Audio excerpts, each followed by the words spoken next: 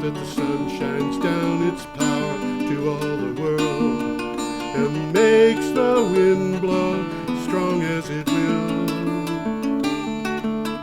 So lovely earth can stay lovely still. Hello, ladies and gentlemen. This is Energy Week with George Harvey, me, and the famous Tom Fennell. In the flesh. Who is always here in the flesh when he's here. And every day. Graduated when he's here. Every day I get up at 4, 3:30, 4. Sometimes I oversleep and get up at 4:30. And I go to the internet and find out everything I can about news on energy and climate change. And when I find an article that I think is interesting, I put together a 50-word synopsis and a link to the original and put it at my blog, geoharvey.com. And you can go to geoharvey.com. We're going to be starting on June 15th in this show, today being the 22nd. We're recording on the 22nd. And you can go there, and we're going to try to keep you apprised of what the dates are for the articles that we talk about. They're itemized by date. You can go on a calendar and click, or you can just scroll down. Well, some of these are well worth pursuing. They're too long to discuss on this show, but some of them really are informative. I think maybe my favorite of the week is the first one we're going to do. This is interesting. It's an interesting one. Get a picture up here. You want us to start it? We're ready? Yeah, we're ready. Let's get a picture up here. Here is our first item of the week, which comes from Earth Island Journal. Where do you get these guys? June 15th. I don't know how I got this. I don't remember. We've talked about this before, and really, this is what's happening. Yeah. You know, these people are going from the 16th century to the 21st century in 6 weeks. Like that, yeah. You know? We did have one here where there was people carrying solar panels on donkeys. And it might be the same people for all we know, because these are Massai women, and those were Maasai women also. Well, this is also very interesting because in their society, there's very little for the Maasai women to do other than raise children. Right. And here they've got something that they can grab hold of. And, yes, that's right. It's helping the society. Okay, have we got a title on this? Yeah, this is Renewable Energy Projects Are Uplifting Maasai Women. In Tanzania, an international collaborative called the Massai Stoves and Solar Project has begun to change the roles of women by introducing the use of clean energy cook stoves and solar power to the Maasai community. The project trains women to distribute and install cook stoves and solar panels in their traditional mud houses. And there you've got a couple of women installing a solar panel on a traditional mud house. There it is. Blows my mind. It's interesting that, well, they didn't explain what the cook stoves are running on. I doubt they're running on electricity. Those are probably rocket stoves. They'd be running on scraps of wood, straw, whatever you want to put into them. That would make sense. Yeah, that would make sense. They're more efficient. I can't look at that mud house without thinking about medieval European mud and wattle construction. In those days, there were places in England where a man could build a house on the town common. Mm-hmm. If he could get it up in one day. Oh, is that so? Right, and they did mud and wattle construction. Yeah. And, you know, they didn't have very big houses in England either. No. And in a house like that, the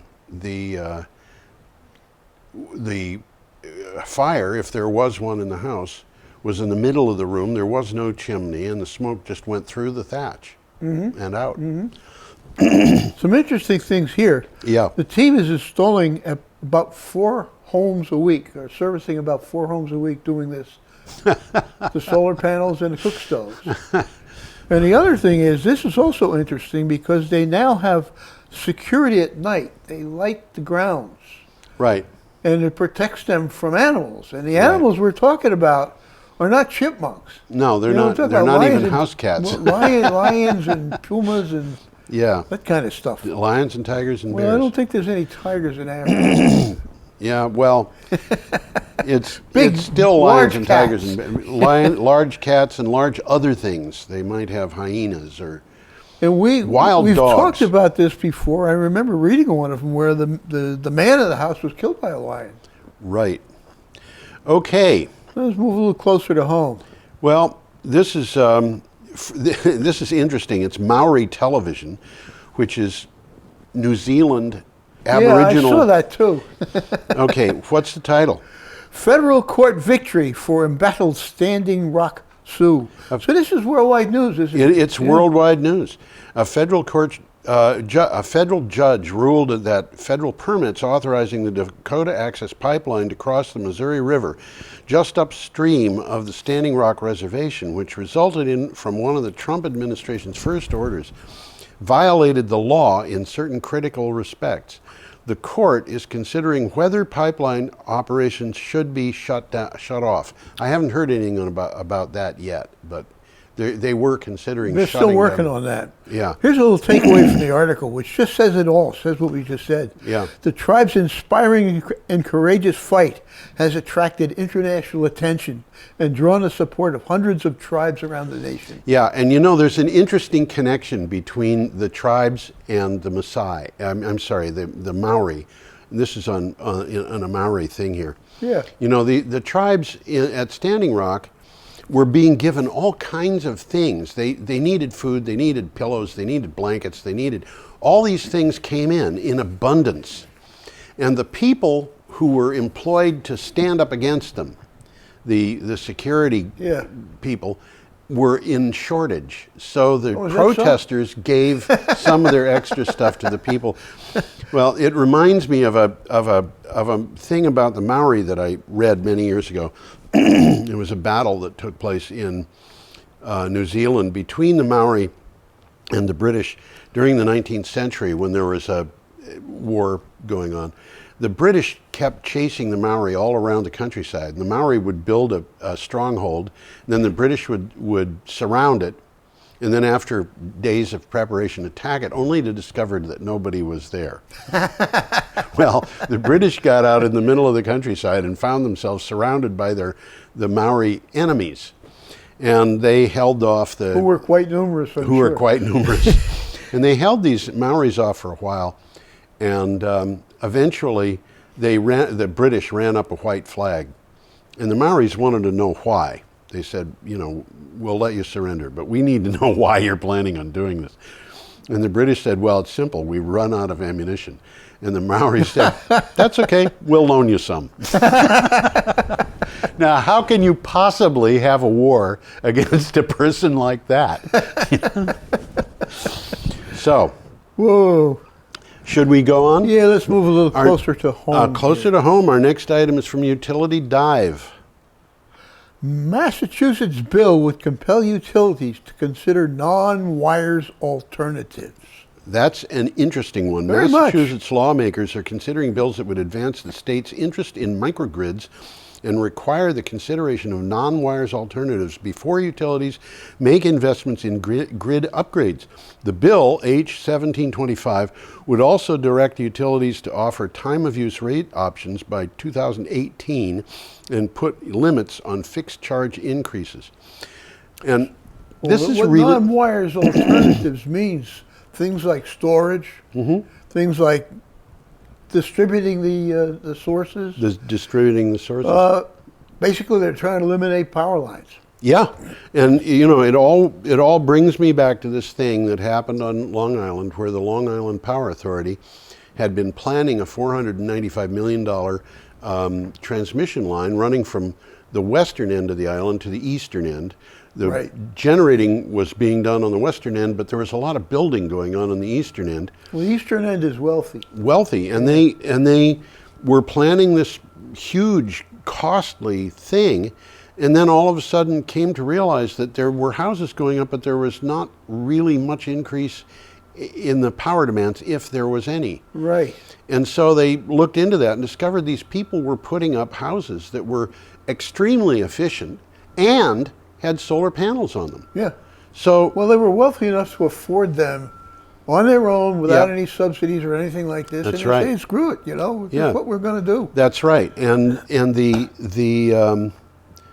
the long and the short of this is that by distributing the power sources, including storage, They didn't need you the high wind up line. not needing these lines, and that really reduces costs to the consumer. We are up to Friday, June 16th, and Yeah, we got have a picture here. A picture here. Yeah, let's get this picture up. That's a good idea. This is from Econo Times. Energy companies need to switch to renewable or go out of business. Yeah, Whoa. things are starting to look bad for the fossil fuels industry. While the fossil fuel industry still has a big chunk of the market and a staunch ally in President Donald Trump, experts generally agree that renewable energy will rule in the future. Now, a new study is warning energy companies to start adopting green sources if they want to stay in business. And the source of the study the study was conducted by Wood Mackenzie. I'm going to pull the picture back a second here. This is geothermal, probably This in is geothermal. Iceland. This is in Iceland, yes. Yeah. And the smoke you see going up is not not smoke. smoke. It was interesting to me because you've got two different kinds of steam going up there. One of them is the steam going up from those tall stacks that are in the midground. Right. And in the background, there are shorter stacks that's putting up a grayer kind Well, of steam. that's a cooling tower. Those are cooling towers. Definitely. Yeah. And And I guess the steam coming out of the stacks is the steam they use to run turbines. right. And this is all being done by heat that is in the earth. The people in Iceland have actually got to the point where they're going into molten rock to get their heat. They got a lot of that. They got a lot of potential in heat out there. Iceland, yeah. Iceland is a very strange place. Okay, Well, there's a quick takeaway here. According to this study, energy companies that are still getting the majority of their power production via fossil fuel should at least invest 1/5 of their resources on renewables. right. Much of this stems from the clear decline in demand for oil all over the world. Yes. Thanks to this shift in priorities, any company that continues to rely on oil, coal, or natural gas will find they will be operating at a loss in a matter of years. Yeah. As a matter of fact, I wrote an article for CleanTechnica a few days ago, which was about the fall of oil and gas, and what I just told, laid down a bunch of things that I thought might happen. And the thing that I was saying there was we could see the oil companies going out of business because the price of oil is low. Yeah. And at the same time, consumers ditching oil and gas because the price is high. And at the same time, the people in the middle who are taking the oil and buying it at a low price and then delivering it to the consumers at a high price are not making any money because of inefficiencies that go into the system because the system is collapsing. Well, the times they are changing. I mean, That article, by the way, had, it was over 4,000 views in like 48 hours. Yeah. well viewed. Huh? Well viewed, yeah. Very well viewed. And a lot of people read it and said, no, this can't happen. Oh, well. I'm not terribly concerned about them. Okay, should we go on? Yeah, let's go on to the next one here. Our next one actually is from CleanTechnica. Solar and wind costs to plummet and global emissions to peak in 2026.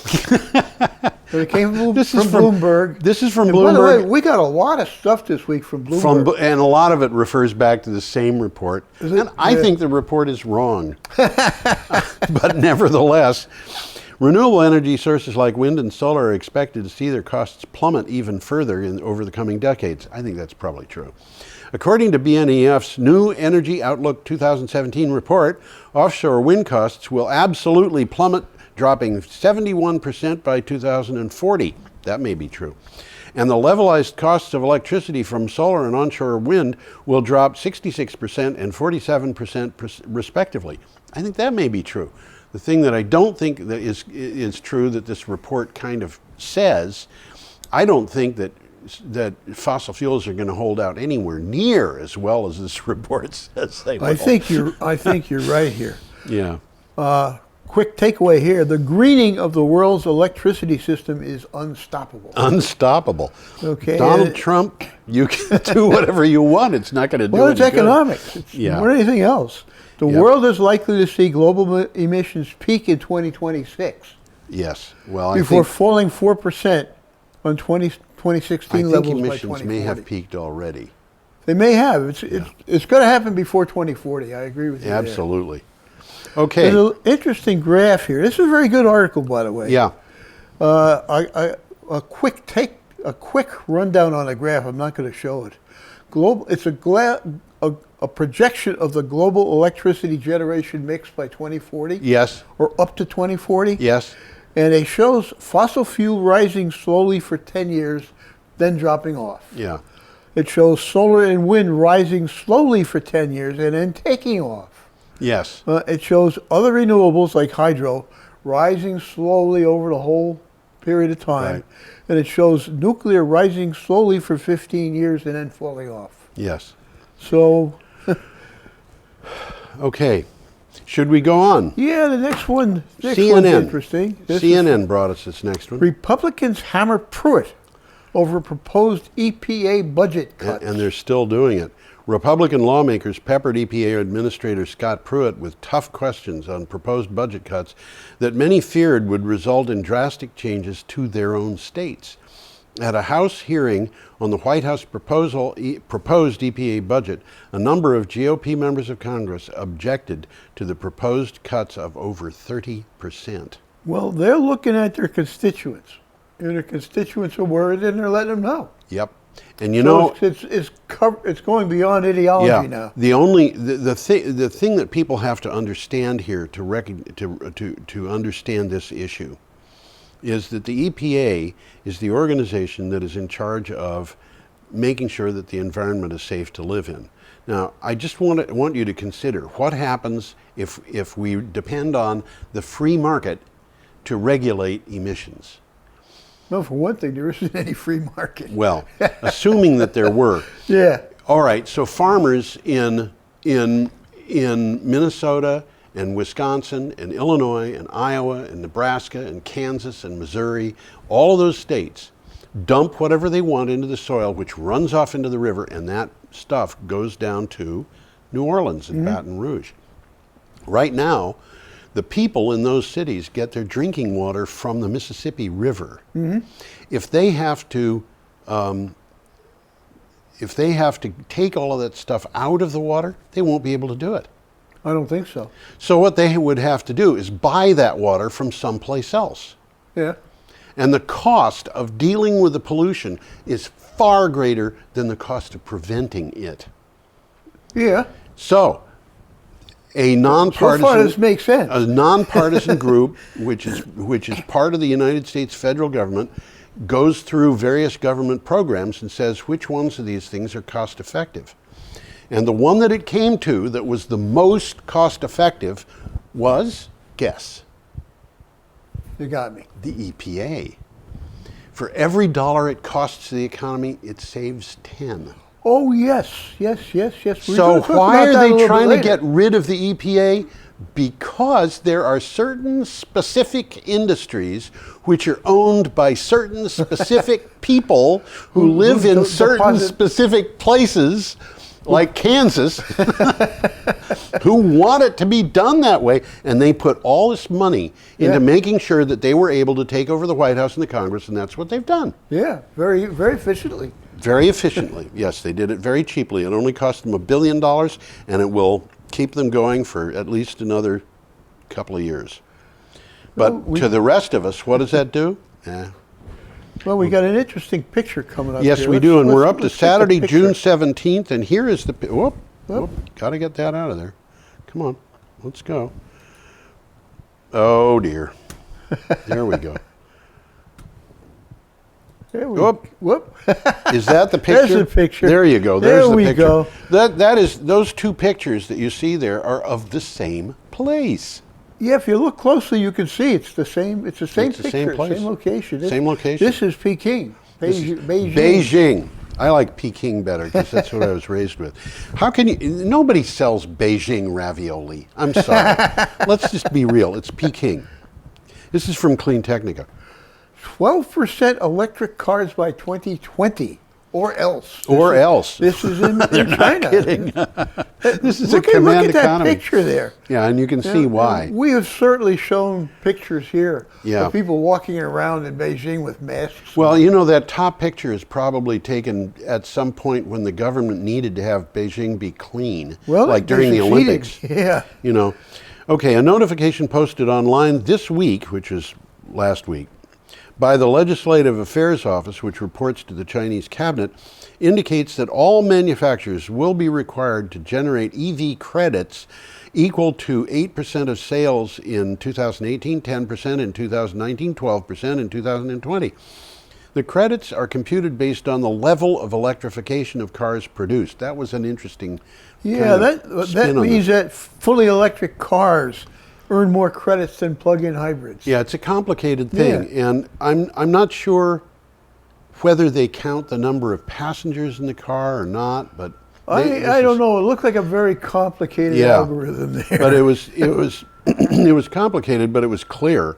Clear, yes, they want 12% of the vehicles to I'm gonna be push that picture EVs back up. by 2020, and you know. Look at the difference in that picture. There. Well, air pollution in China is killing, according to the Chinese government, 4,400 people every day. Well, this has become a top priority for the Chinese. Yes, absolutely. And they are getting somewhere. And by the way, we have seen pictures on this show that are reminiscent of that, of places like Pittsburgh. We did just last week. Just last week. But they cleaned up Pittsburgh a long time ago. They it's did a clean that. town now. Yeah.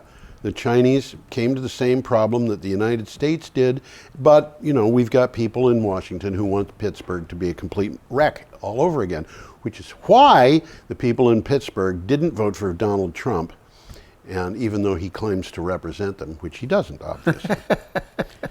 Yeah. Well, let's move a little closer to home. A little closer to home. Where are we here? Vivint? Vivint. Okay. Viviens Solar continues huge month with expansion into Vermont. Yep. CleanTechnica had this article too. I did not write it.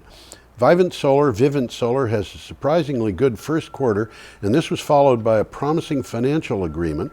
In early June, Vivint announced that it was expanding its services into Colorado and returning to Nevada, which it had left. Now, as we hit the halfway mark of the month, the company has announced that it will be expanding its services into Vermont. Well, I don't recall ever hearing of this Vivint company, but apparently it's a biggie. Yeah. It's one of the U.S.'s leading residential solar providers. Right. So they're in the business now. They are. I don't know what kind of, do you remember maybe what kind of deal they're offering people? Whether this is one of the companies that will put solar on your roof at no cost to you? Well, and they the sell you article was power? pretty comprehensive, but I didn't make notes on that because there was Okay. just so much to read in Lot that of article. stuff, yeah. This came out of that article, though, a real quick takeaway that feels good.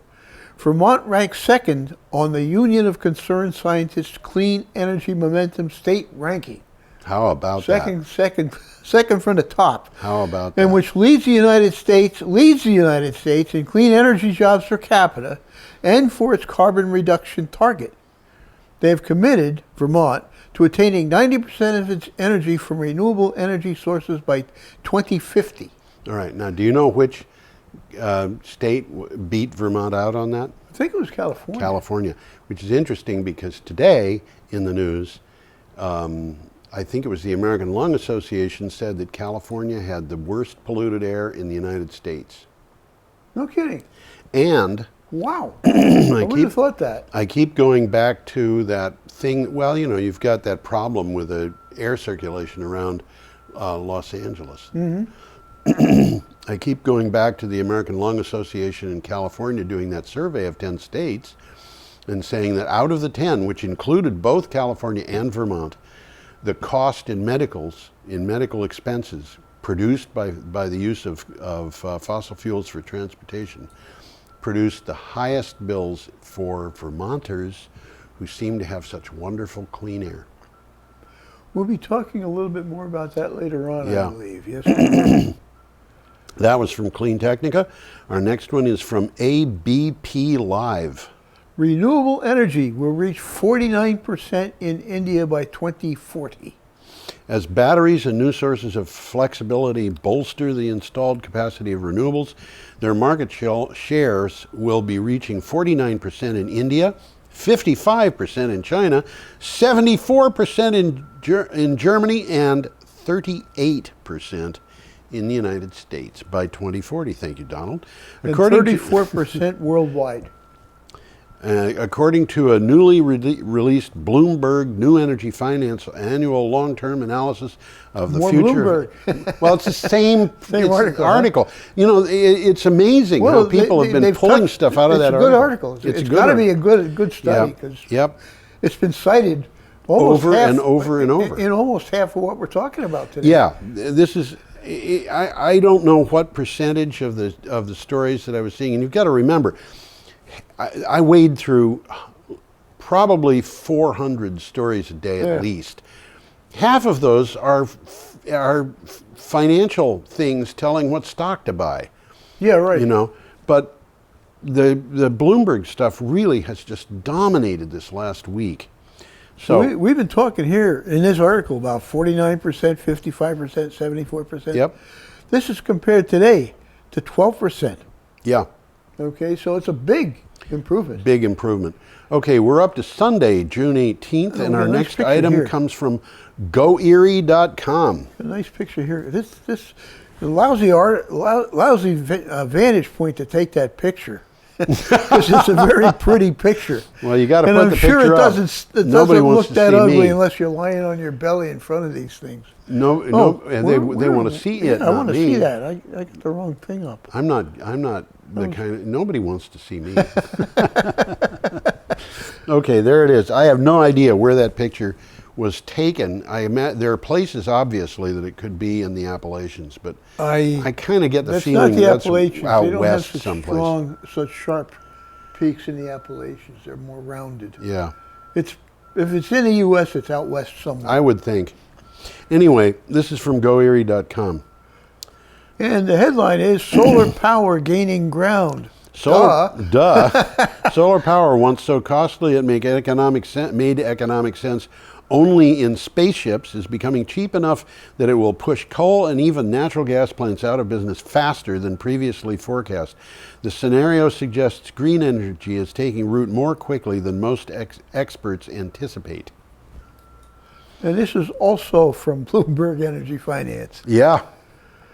Yeah. And what there's a takeaway here. It would mean that global carbon dioxide pollution from fossil fuels may decline after 2026, which is a contrast with the International Energy Agency's central forecast, which sees emissions steadily rising. Yeah, honestly, Tom, I think way before Bloomberg is forecasting, we're going to see an economic collapse that will make the mortgage meltdown look like a picnic. Well, that's something else again. Because of that's something. That's kind of scary. Well, the stuff that I can't say it's wrong. The stuff that I projected, that I mentioned earlier in this article, as I was writing it, I was thinking, you know, this just sounds terrible. It sounds absolutely terrible. Yeah.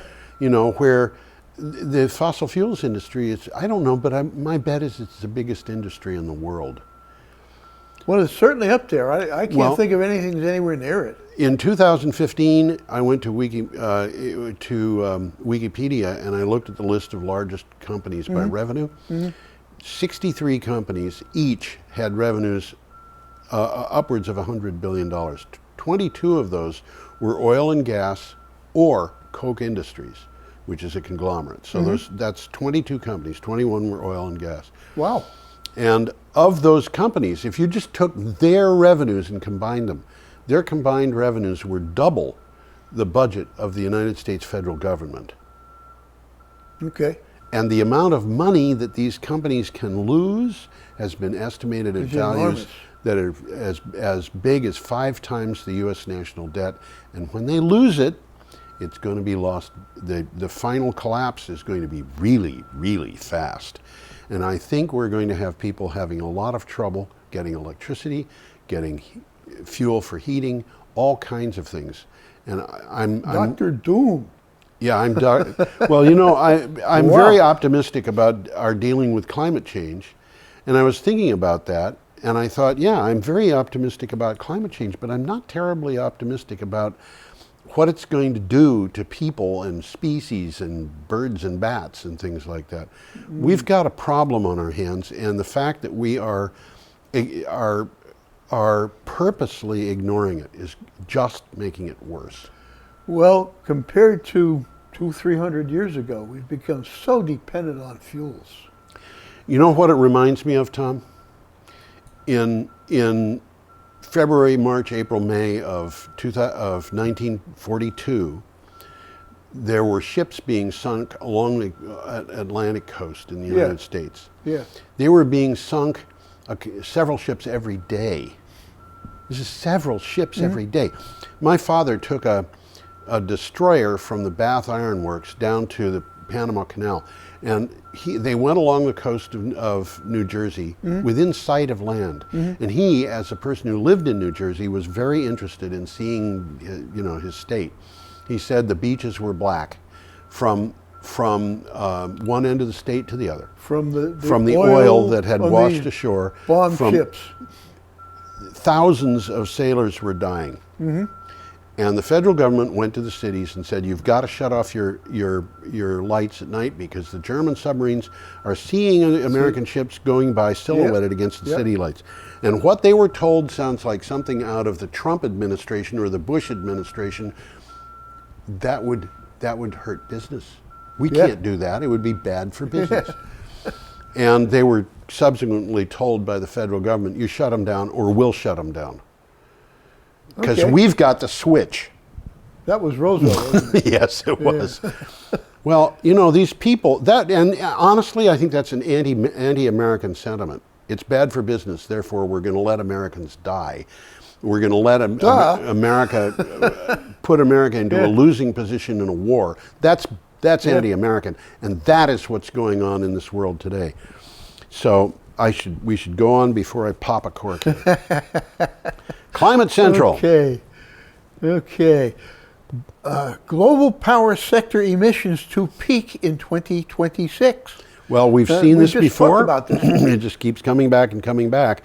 Again, Bloomberg Energy Finance. Again, and each time I put these things up, I had a reason why it expanded on the earlier articles. Worldwide, $10.2 trillion will be invested in power generation from 2017 to 2040, with renewable power sources such as wind and solar getting almost 3/4 of that. The report from Bloomberg New Energy Finance said, but 5.3 trillion more in renewable energy would be needed to keep global temperatures from rising more than 2 degrees. That's a lot of money. It's interesting because what I'm about to say, I just said, I got it off a different websites, verbatim. Yeah. The greening of the world's electricity system is unstoppable. Unstoppable. Yeah, absolutely. And the damage that's going to be done to certain industries, specifically oil and gas. Well, I mean, can you say stranded assets? Yeah. Speaking of which, we have a picture, and this is from the Houston Chronicle. Is this one? That's that one. Yeah. Yeah. Okay, it comes from the next article, I think. Yeah. But it really doesn't matter. It's is it from the next article? Well, they're all about the same thing. Yeah, I think this is the one coming up. The one coming up. Yeah. That's exactly right. Right. Okay. So what's the title on this? Oil slump slammed many companies' revenues. That's just what we're talking about. Falling oil prices crushed corporate revenue streams in Houston last year, plunging sales in the region to even lower levels than in the Great Recession 8 years ago. In 2016, revenue for Houston's 100 biggest public companies dropped to $561.7 billion, which would be enough to give Vermont quite a party. I think it would. down from 976.7 billion, 100 billion. So they're down by over $400 billion, which they collected at the height of the oil boom in 2014. These companies are in trouble. They're in trouble. When you have that kind of retraction in revenues, You know, Something's got to give. something's got to give. You can have a 0.5% contraction in revenues and discover... Which is still enormous. Yeah, but even if it were only that small, a company that's struggling could find itself not having negative profits. Yeah. And if things are bad, that can mean that a little bit of a drop in revenues can mean bankruptcy. Yeah, absolutely. And oil companies are going bankrupt. Well, they certainly have stopped a lot of their exploration. Yeah. Well, we talked about that earlier. Exploration was at a level that it had not been seen since the 1940s. Something like that. It was a couple of weeks. Close to an all-time low. Yeah. It's just, this is crazy. And exploration is going to be reflected in what is delivered 2 or 3, 4 years from now. Yeah. Don't buy an SUV. Not, right. At least not if it's powered by gasoline or diesel. They're hot now, but a couple more years they're going to be a liability. It happens over and over again. It does. The hot cars, the cars that are being not hot. Gas goes down and SUVs go up. Don't people remember these things? A quick takeaway here. This kind of summarizes it. The oil market collapse that began in the summer of 2014 depressed sales in both 2015 and 2016, leaving the oil companies that dominate the list of the biggest Houston companies with far less cash for investments, employee wages, and expenses. I mean, things are starting to fall apart. They may recover a little bit for a year or two. I don't know, but at some point, the rug is getting pulled out from under these people, and it's not going to be pretty. Okay, we are up to June 19th. Let's move on to the next one here. And we have an item from the Seattle Times. Oh, we got a nice picture here. Yeah, we do. Too. That is Washington and Oregon. Washington in the background, Oregon in the foreground. Oh, is that so? Yes, it is. That's the Columbia River. It's definitely the Columbia River. Yep. Which Seattle area customers can expect to pay more for electricity starting this fall. Bonneville Power Administration, which supplies power in the Northeast, has seen lowered... Northwest, sorry. Duh. Has seen... yeah, duh. Well, I have more than one duh moment every day. Every hour. Has seen lower demand for power from public utilities and major industrial customers, which all have been working to increase energy conservation. While sale revenues have sagged, BPA operating costs have increased, so retail rates are expected to increase. Here you go. Kind of ironic, isn't it? The law of supply and demand in reverse. Yeah. Demand goes down, so prices go up. And the reason is because that's the only way they can stay in business. Well, and costs aren't going down. Costs are not going down, exactly. Yeah. Exactly. And with a decreased demand, efficiency goes down. Yep. So the price has got to go up or they're going to go out of business, and that's the problem. And Bonneville Power is public power, so it's not somebody making a profit here. Yeah, Donald Trump wants to sell it. Does he? Yes, he does. Oh, boy, oh, so boy. all the people out there can be facing huge increases in costs. Oh, boy. All right. Should we go on? Yeah, we shall. Our next item is from WHAG. I don't know how they could get away with WHAG, but they did it. Is that a radio station or something? It must be station? Radio or television. Yeah. Walmart's climate emissions are rising. We've been talking about Walmart, and their publicity tells us the other thing. Yeah, it does. Opposite. According to data released today by the Institute for Local Self-Reliance, Walmart's climate emissions continue to rise. This after Walmart pledged to become more of an environmental leader. ILSR says the company scaled back its renewable power projects here in the United States.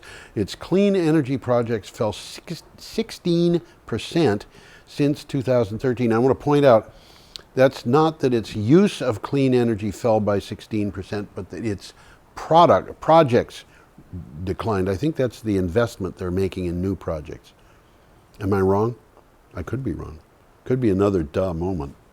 Well, I'll try to get a sentence out of here. Oh, do it, please. This Institute for Local Self-Reliance says that other national retailers are generating a sizable share of their power from clean sources, and Walmart has made very little progress, especially in the last few years. They're No not making further comment progress. has been made by Walmart. Yeah, the problem here is they're no longer making the progress they had been making. We're being invaded.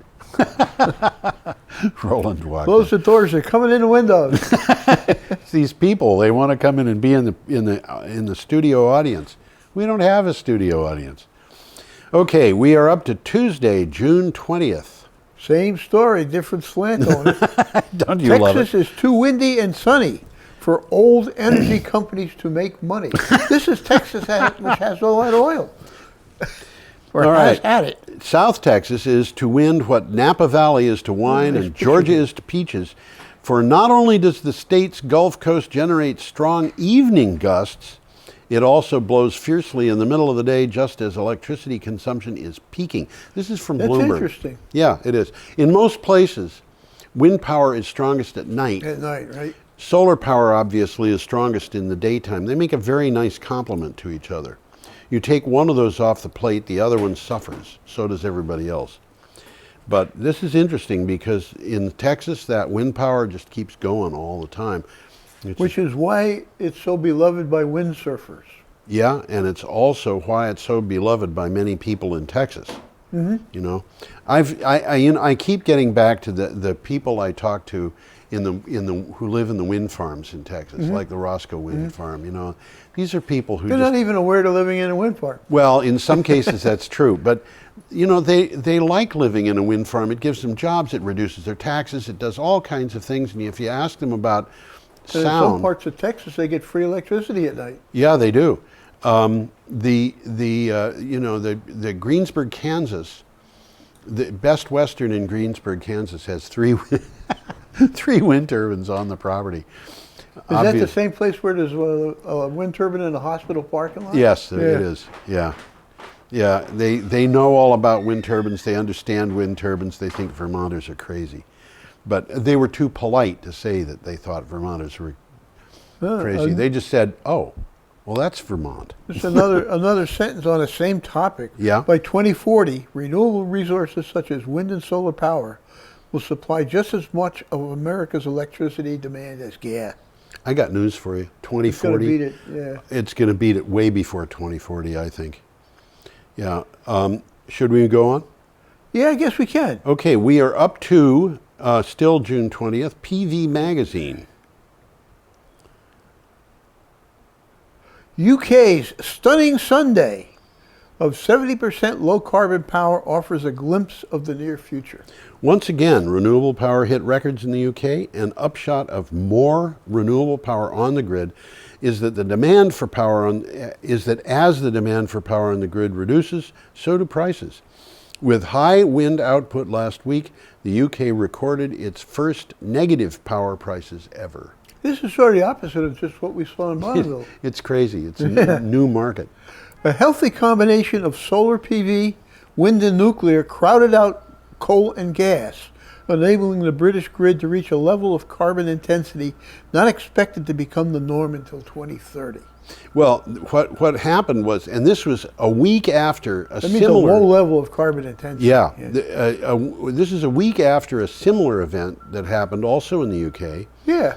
During which solar PVs produced more power than nuclear or natural gas.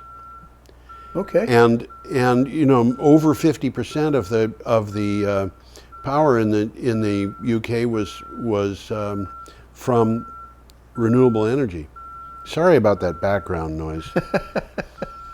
Yeah, they're doing some kind of major project around They are. I don't know what it is, but somebody's been backing up. He's going to wind I'm himself. going to park so far away I needed to ride my bike to work. If they keep backing up like they're going to wind up in the river. Okay. Well, we're up to Wednesday the 21st already, aren't we? We are, indeed. We're making good progress today. We are. Adding renewables keeps the lights on and money in America's pockets. I love this. I got a good picture here. This is from the Huffington Post. This is kind of pretty. It is kind of pretty. This week, a new report from Analysis Group looked at how technological progress has affected the electricity grid reliability and power markets. One of the top takeaways is that adding renewables creates a more diverse, reliable system. And by the way, saves us a lot of money. Yeah. And the thing that happened here, the background for this, is that the Secretary of Energy, Rick Perry, ordered a report on grid reliability that specifically asked about how solar and wind power were undercutting baseload power. Not grid reliability or grid cost, but specifically baseload power. Okay. Which means that what he wants is a report that says solar and wind are undercutting baseload power. Yeah. You see, and the power industries, particularly the ones in renewable energy, were livid about this because, you know, you ask the wrong question, you're going to get a bad answer. Yeah, yeah. And that's what he was apparently... Figures don't lie, but liars figure. Yeah, that's right. And apparently that's what he was doing, although he did ask for the least expensive way to move forward. And so it's going to be interesting to see this report come out, which it's supposed to do, I think, tomorrow. Tomorrow being the 23rd of June. I'm not sure, but that's my recollection. Well, from this article, it says low natural gas prices, not renewables, are causing the coal and nuclear retirements we're seeing. Yeah, and now renewables are going to be causing the natural gas retirements. Well, we've just been talking about exactly that. Yeah. Now, this is a pretty good sentence here because this hits one of the nails on the head. A diverse system is the most reliable system. Yes.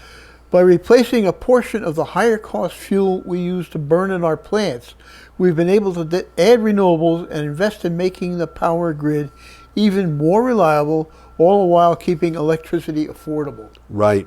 And one of the other things that's happening, we haven't talked much about it, is a lot of this stuff is integrated with computers. And they're pulling things off the line here and putting things on the line here. And it's something that I don't think anybody ever anticipated. But now there's so many different sources of power that they can choose from. Yes. Oh, yeah, absolutely. I mean, that could be changing by the minute. Yes. Yep.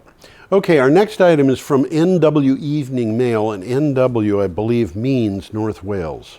It probably does. I wouldn't bet against that. Especially after I read the next headline, which says, Welsh power deal doubles the number of UK sites receiving supply from Dong Energy. And we've talked about Dong. Many times. Danish oil and gas, which is no longer in the oil and gas business. Yeah. So they had to call themselves something. They just made it Dong because that's, you know. Welsh Power has left its previous supplier in favor of Dong. It is now the largest multi-site customer in Dong Energy's history, and the contract means doubling the number of UK sites receiving power from the company. I'm not sure what a site is here, but nevertheless, I'll just keep going. A Dong announcement puts it at 27 years ahead of schedule for the Paris Climate Change Agreement. I read that. A site is more than just a single customer. Yeah, but what does that mean? Yeah, I don't know. yeah. You know, is that a substation? Yeah. Is it a... I don't know. I don't know what that means. Is it a local distribution company? They didn't explain it. They didn't really explain it. I was questioning that too. Yeah, well, but... here's a little takeaway about Dong. Yeah. They have pledged it would cut its carbon emissions by 96% by 2023. Yes. Now, that's coming up pretty quick. It is. But and the other one is that Dong has won some long-term power purchase agreements from 3 future offshore wind farms in the UK. Yeah. So they're projecting, I mean, they're planning wind farms. They've asked for bids. Yeah. And Dong got the bids. Yes. But I you know, they've got this goal to hit by 2045, and it looks like they've already hit it. Pretty damn close to it. Okay.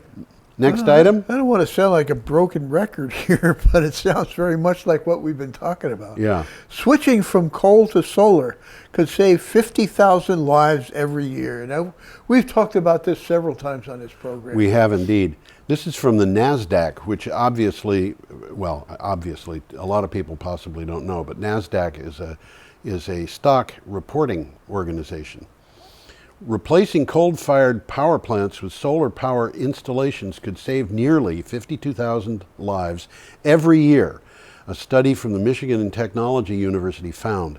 This is the probable number of people who would die of such things as asthma and congestive heart failure if harmful emissions from coal-fired plants are eliminated. They will not die of those causes. They won't, yeah. Yeah. Well, from the article, coal currently accounts for 30% of the U.S. energy mix, almost all of it going into power generation. Right. It is quickly losing share to natural gas, but is still a solid contributor to CO2 and other pollutants, enough to kill more, that's where the number is here, enough to kill more than 50,000 people annually. You know, I read this article, and of course, I started doing my analysis of the news at about 4 o'clock in the morning, and I try to be done by 9. Mm-hmm. Okay, so I read this article probably, and there's a lot of stuff that goes on besides the geoharvey.com blog. There's a nuclear blog, 2 nuclear blogs. There's the Green Energy Times blog. There's an email that I send out every. Mm-hmm. There's a lot of stuff. So I read this probably before 8 o'clock, almost certainly before 8 o'clock in the morning. And I was so upset about this that by noon, I had an article written for CleanTechnica. Uh-huh. And if you go to CleanTechnica and you scroll down a little ways, you'll find it. You maybe have to look for my name or something, but because you might be searching 9 days after I posted the article. But in that article, I make a point. And the point is, this Michigan study says 52,000 Americans die because of emissions from coal. How many people are there in the coal mines working? 51,000.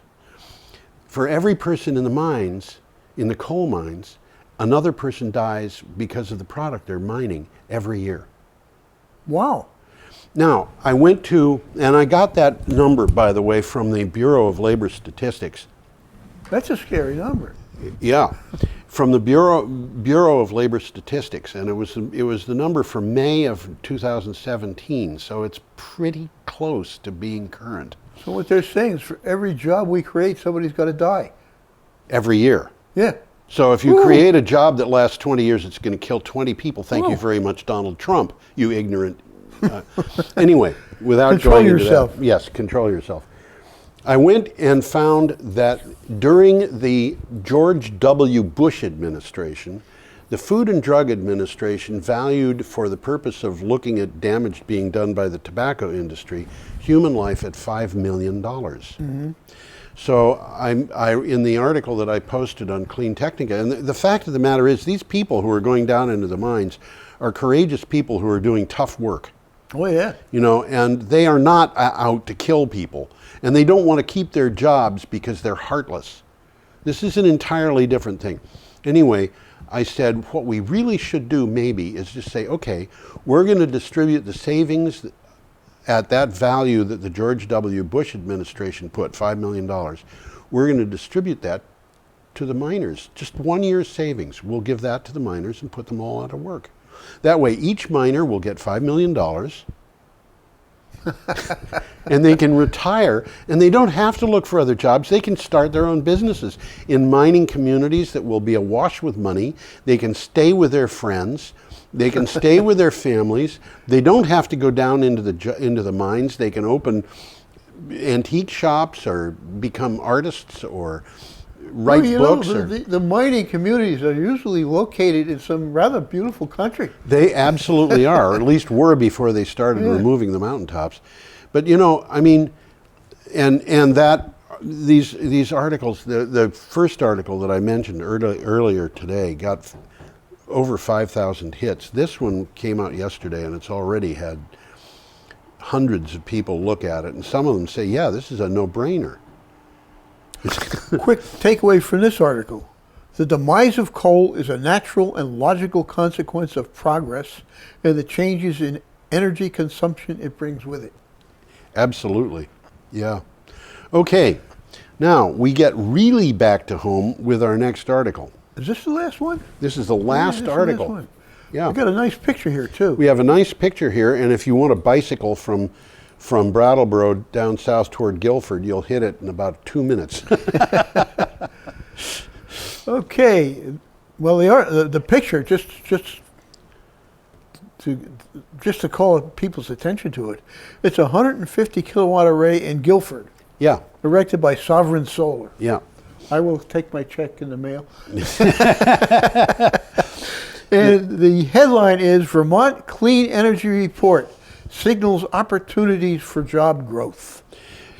The annual Vermont Clean Energy Industry Reports released by the Department of Public Service emphasizes Vermont's climate economy as a, quote, promising source of economic growth and employment opportunity, end quote.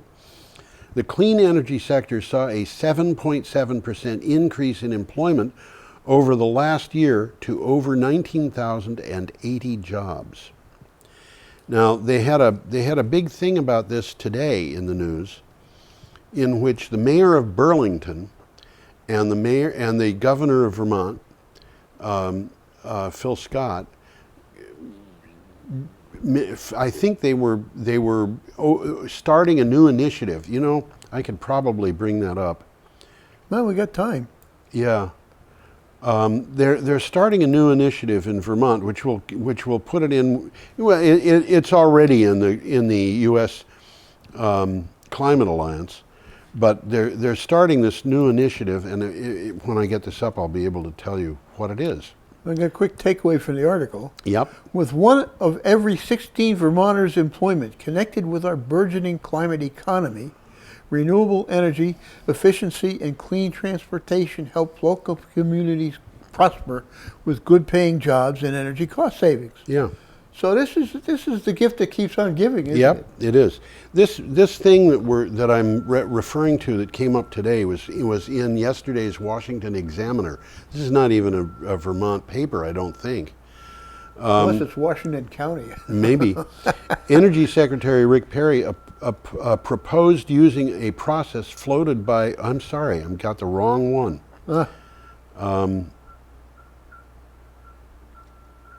Here we go. This is from VT Digger. This makes better sense.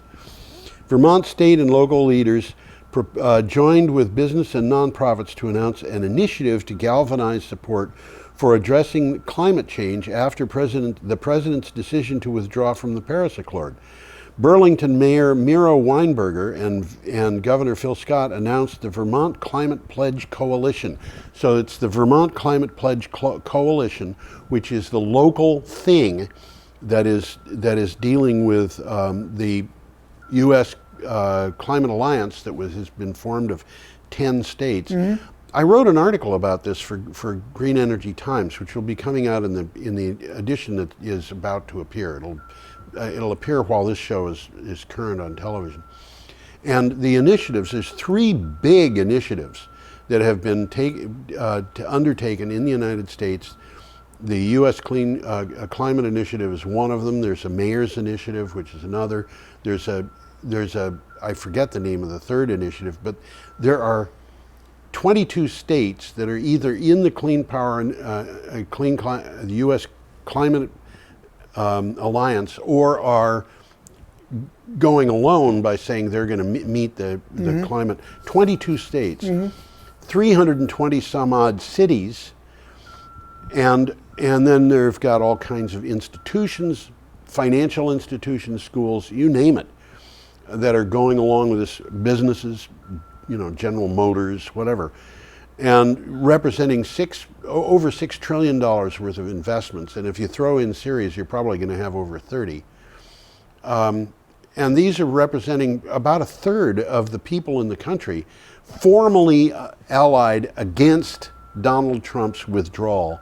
And they have been told by the governments of the European Union, India, and China that they will accept at the climate table, at the Paris climate talks, a representative of the delegation. United States that will not represent the federal government, but will instead represent the people. Yeah. So Interesting. Bernie Sanders' revolution is being brought about by Donald Trump. Thank you very much, Donald Trump. Interesting. I said this before, I'm going to say it again because it's good. It sounds good. Yeah. Earlier this year, the Union of Concerned Scientists ranked Vermont as second in the nation for clean energy momentum. I'm not quite sure what clean energy momentum means, but it sounds good. Oh, it's objectively measured, of course. You put a speedometer on the clean energy and you've got it. You There it just is. read it off. There it is. A zillion miles per second. Okay, thank you very much. My computer is off. I think we've about wrapped up. We've about wrapped up. Goodbye, folks. Bye-bye. Still